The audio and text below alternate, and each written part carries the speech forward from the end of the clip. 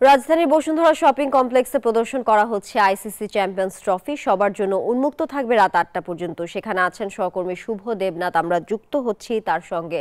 শুভ, গতকাল কক্সবাজারে এই শিরোপা প্রদর্শন করা হয়েছে, আজ হচ্ছে ঢাকায়। দর্শনার্থীদের আগ্রহ কেমন দেখছেন?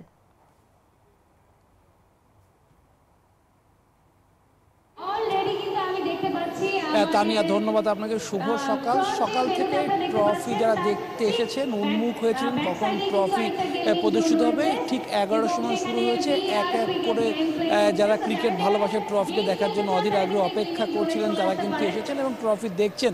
এবং অনেক দর্শনার্থী কিন্তু এসেছেন যে ট্রফিটা দেখার জন্য। এবং ঠিক রাত 8টা পর্যন্ত ট্রফিটা প্রদর্শিত হবে এবং সমাজ যত গড়াবে মানুষের সংখ্যা ঠিক ততটাই বাড়বে সেটি বলার অপেক্ষা রাখেন। আমরা দেখতে পাচ্ছি যে কাঙ্ক্ষিত ট্রফিটা, তার সঙ্গে কিন্তু সকলে ছবি তুলতে চাচ্ছে, সকলে মুহূর্তটি সেলফি বন্দি করে রাখতে চাচ্ছে। কারণ চ্যাম্পিয়ন্স ট্রফি আমরা জানি যে বাংলাদেশ যেহেতু ওয়ানডে ফরম্যাটে খেলে, সেখানে দর্শকদের আগ্রহ অনেকটা বেশি থাকে। বাংলা